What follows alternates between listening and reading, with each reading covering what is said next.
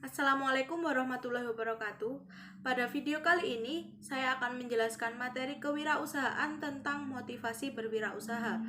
Sebelumnya, perkenalkan nama saya Nurita Aska Fitriana, mahasiswa Statistika Universitas Brawijaya. Seorang entrepreneur bisa sukses tidak lepas dengan adanya motivasi pada dirinya untuk bangkit dan berusaha sungguh-sungguh dalam meraih kesuksesan.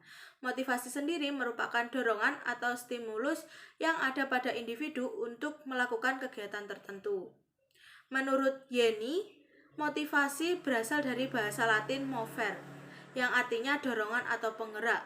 Motivasi sangat diperlukan dalam kehidupannya. Tanpa motivasi pun seseorang tidak akan bangkit dari keterpurukan yang terjadi dalam hidupnya. Nah, selanjutnya yaitu materi tentang motivasi berwirausaha.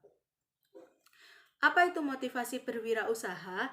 Motivasi berwirausaha adalah suatu keadaan yang mendorong, menggerakkan, dan mengarahkan keinginan individu untuk melakukan kegiatan berwirausaha dengan cara mandiri, percaya diri pada diri sendiri, berorientasi ke masa depan, berani mengambil resiko, kreatif, serta menilai tinggi hasrat inovasinya. Tujuan motivasi yang pertama yaitu mengubah perilaku bawahan agar sesuai dengan kehendak pimpinan. Yang kedua, meningkatkan semangat dan kegairahan dalam bekerja. Yang ketiga, menjaga kestabilan dalam bekerja. Yang keempat, meningkatkan prestasi kerja dan produktivitas kerja. Yang kelima, meningkatkan moral kerja dan loyalitas dalam bekerja. Yang terakhir yaitu meningkatkan partisipasi dan tanggung jawab dalam bekerja. Ada beberapa yang termasuk dari pengaruh motivasi secara individu, yaitu yang pertama, kebutuhan seseorang. Seseorang akan memotivasi dirinya sendiri sesuai dengan kebutuhan. Misalnya, ketika seseorang tersebut akan membiayai anak sekolah, maka motivasinya yaitu untuk kepentingan masa depan anak, sehingga bagaimanapun caranya seorang orang tua akan bersemangat bersungguh-sungguh untuk mencari uang demi anaknya. Yang kedua yaitu kondisi fisik. Kondisi fisik disesuaikan dengan kesehatan dan keadaan fisik seseorang.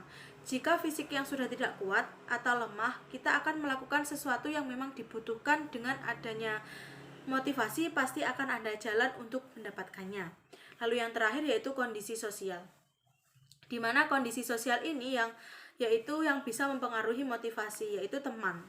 Teman sangat berpengaruh dalam kita memotivasi diri sendiri, karena teman yang baik pasti selalu akan memberi dorongan atau mendukung apa yang kita lakukan.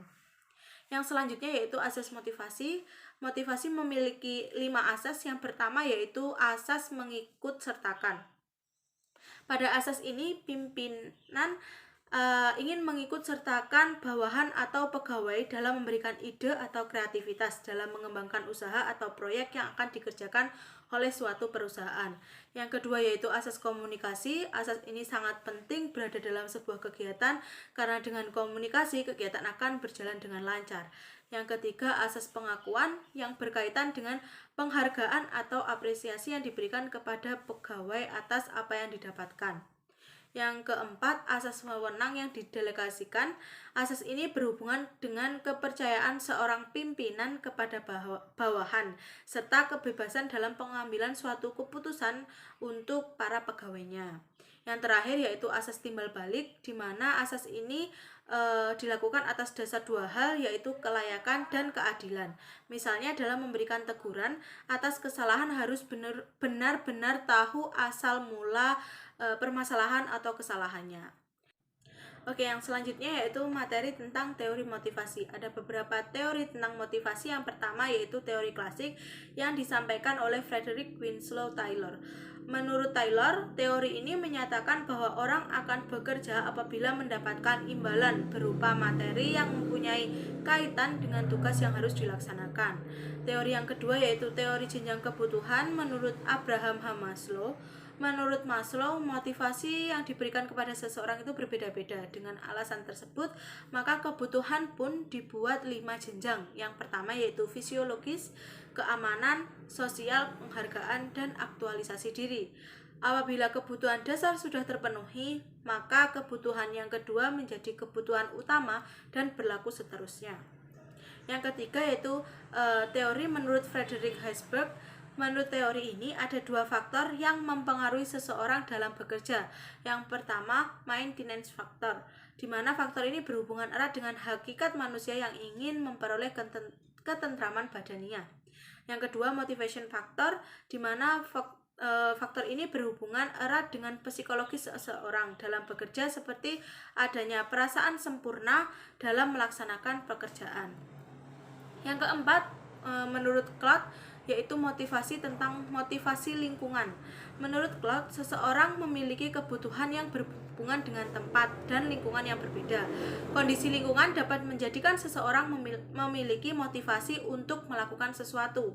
Ketika orang yang bekerja dan memiliki pengalaman tinggi dalam kondisi lingkungan yang keras, maka seseorang tersebut akan beradaptasi dan menyatukan dirinya untuk mengikuti budaya lingkungan tersebut. Yang selanjutnya yaitu faktor pendorong seseorang dalam bekerja. Ada beberapa faktor yang dapat mendorong seseorang dalam bekerja. Yang pertama yaitu upah atau gaji yang layak. Yang kedua, adanya kesempatan untuk maju. Yang ketiga, adanya pengakuan sebagai individu. Yang keempat, keamanan dan kenyamanan. Kenyamanan ini merupakan faktor yang paling penting, karena tanpa adanya keamanan dan kenyamanan, seseorang akan tidak ada motivasi untuk melakukan pekerjaan seperti itu. Yang kelima, tempat kerja yang baik. Ini dipengaruhi oleh lingkungan dari teman atau rekan kerja, dari pimpinan atau karyawan-karyawan lainnya. Yang keenam, penerimaan oleh kelompok. Ini berhubungan dengan tugas dalam pekerjaan yang dilakukan secara berkelompok. Yang ketujuh yaitu perlakuan yang wajar, dan yang terakhir pengakuan atas prestasi. Pengakuan atas prestasi ini sendiri itu sangat penting juga, karena memberikan penghargaan yang membuat seseorang akan semangat dalam bekerja, seperti itu. Yang materi selanjutnya yaitu mengenai alat motivasi. Alat motivasi ada dua. Yang pertama, material insentif, di mana material insentif ini berhubungan dengan pemberian materi atau bonus seperti uang atau tambahan gaji. Sedangkan non-material insentif yaitu berkaitan dengan kegiatan manusianya, seperti diberikan pelatihan atau diikutsertakan dalam kegiatan workshop yang berhubungan dengan suatu pekerjaan yang dilakukan. Selanjutnya yaitu jenis-jenis motivasi. Ada dua jenis motivasi. Yang pertama yaitu motivasi positif, motivasi yang diberikan kepada seseorang dalam suasana menghibur atau menyenangkan seseorang. Contohnya yaitu jaminan masa tua yang diberikan kepada pensiunan ASN. Yang kedua yaitu motivasi negatif, di mana motivasi yang bersifat hukuman, ancaman yang dinilai dapat menakuti seseorang. Contohnya yaitu melarang anak untuk mengonsumsi minuman keras. Lalu sebagai orang tua harus memotivasi diri anaknya akan bahayanya mengonsumsi minuman keras, seperti itu. Oke, mungkin video kali ini sekian yang dapat saya sampaikan. Mohon maaf jika ada kesalahan atau kehilafan. Wassalamualaikum warahmatullahi wabarakatuh. Terima kasih.